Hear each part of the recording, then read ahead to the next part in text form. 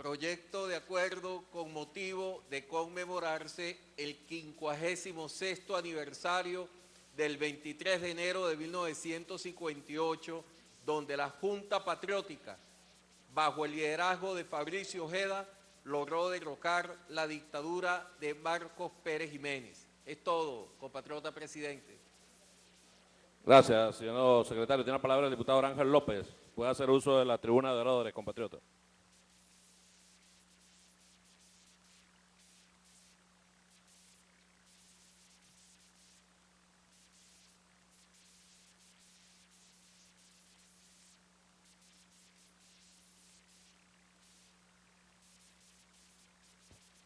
Muchas gracias, presidente.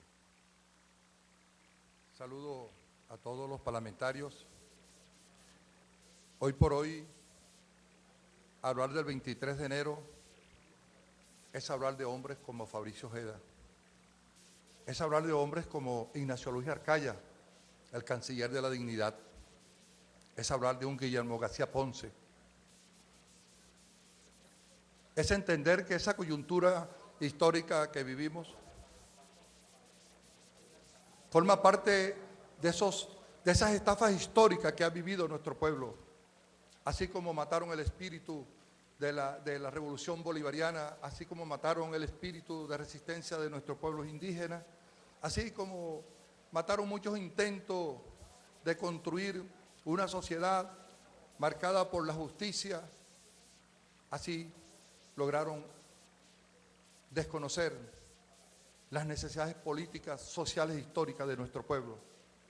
En ese sentido, el 23 de enero, a pesar de que se dio en el marco de contradicciones interburguesas, porque la dictadura de Pérez Jiménez había perdido toda legitimidad política, había entrado en ciertas crisis de gobernabilidad que se expresaban con mucha nitidez en la crisis de las Fuerzas Armadas, con el levantamiento de Hugo Trejo, que se expresaba en la crisis política con el desconocimiento del plebiscito del 57 y que se expresaba también en el descontento de nuestro pueblo y del poder del movimiento popular, liderizado pues esa resistencia por la Junta Patriótica que liderizaba nuestro presidente, el presidente de ese entonces, Fabricio Ojeda.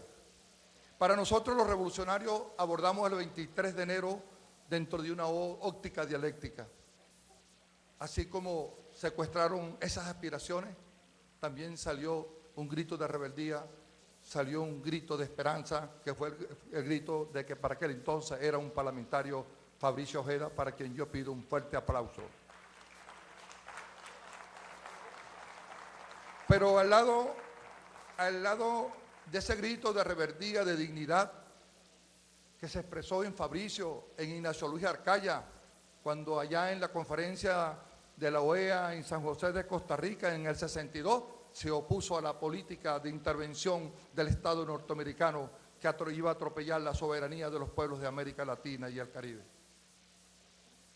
En ese sentido, lo que nació en el marco del 23 de enero fue un reacomodo de la hegemonía del gran capital y de los sectores oligárquicos de Venezuela. Porque desde el punto de vista de las aspiraciones de nuestro pueblo, nació un sistema político que se caracterizó por un terrorismo de Estado, por violentar los derechos humanos, por crear los teatros de operaciones, por obedecer las líneas del Pentágono a través de las escuelas de las Américas. Todos sabemos la historia política de la democracia representativa, más de 3.000 torturados, más de 1.000 desaparecidos.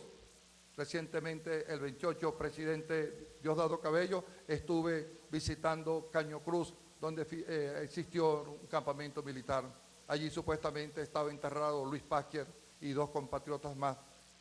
Informaciones de los campesinos dicen que por allí están enterrados 6 combatientes que en esa época estaban vinculados a la guerrilla del Frente Manuel Ponte Rodríguez. De tal manera que para nosotros lo que nació el 23 de enero fue un terrorismo de Estado que se encargó del reacomodo de la hegemonía del gran capital y que empezó a perseguir a los revolucionarios, aislaron al Partido Comunista, empezaron a perseguir, asesinaron a Fabricio Ojeda. Con el gobierno de la democracia representativa, el gobierno de Leoni, apareció la figura de los desaparecidos, Son múltiples los asesinados por la democracia, la llamada democracia representativa. Son muchos los asesinados por el terrorismo de Estado. Luis Pasquier Malavé, Víctor Soto Rojas, Motilón, miles de revolucionarios, Alberto Lovera, Livia Guberney, miles de revolucionarios se les arrancó la vida y recientemente cometían crímenes como el del Amparo para justificar los presupuestos de mercenarios dirigidos por el Pentágono y por la CIA. Lo último que hicieron fue asesinar campesinos en el Amparo y los presentaban con armas como que eran guerrilleros colombianos.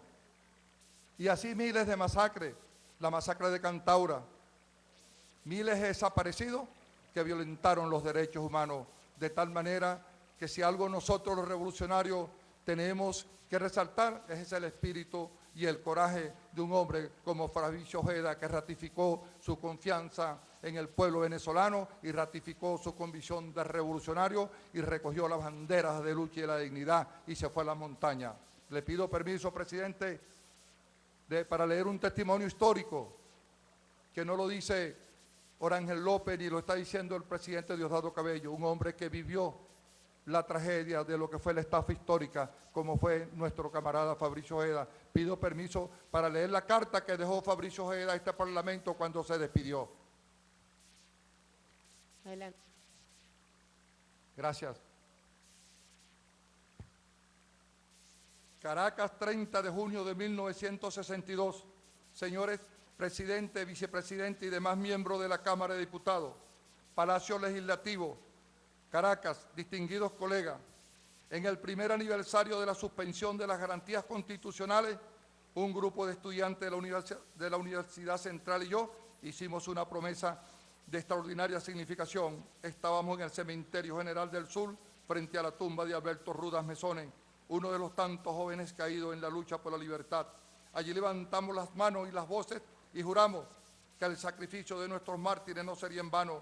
Juramos continuar sus pasos y cumplir su obra para que la sangre derramada retoñase en una nueva vida para el pueblo.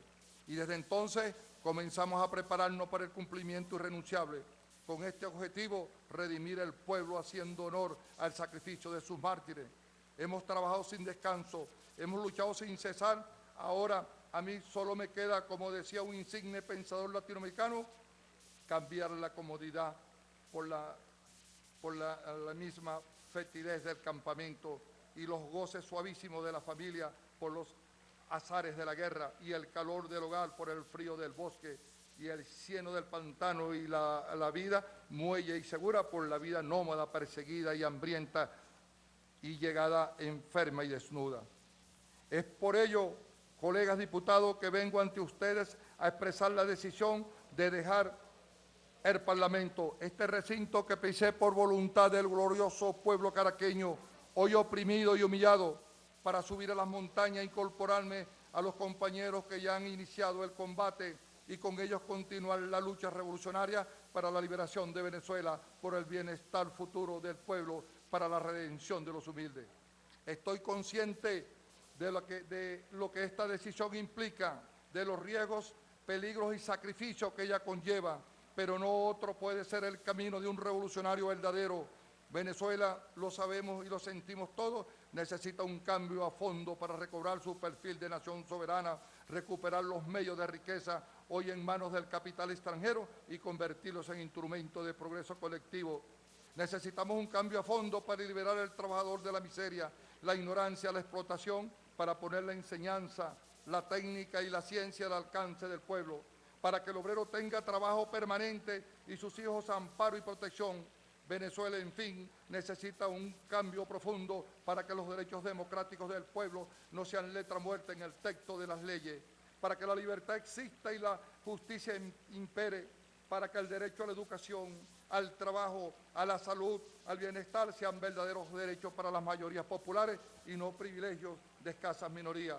Pero nada de esto puede lograrse en un país subdesarrollado y dependiente como el nuestro, sino a través de la acción revolucionaria que concluya con la conquista del poder político por parte del pueblo. De otra manera, tanto los instrumentos de poder como los medios de riqueza continuarán en manos de los monopolios internacionales y de las castas oligárquicas del país, con la consiguiente explotación de los trabajadores, la proliferación del hambre y la miseria y el abandono permanente del pueblo. Esta situación precisa una transformación estructural que cambie el sistema formalista de la democracia por la efectiva realización de la misma, es decir, que arrase con todo lo podrido, con todo lo injusto, con todo lo indigno de nuestra sociedad y en su lugar erija una nueva vida de justicia y libertad.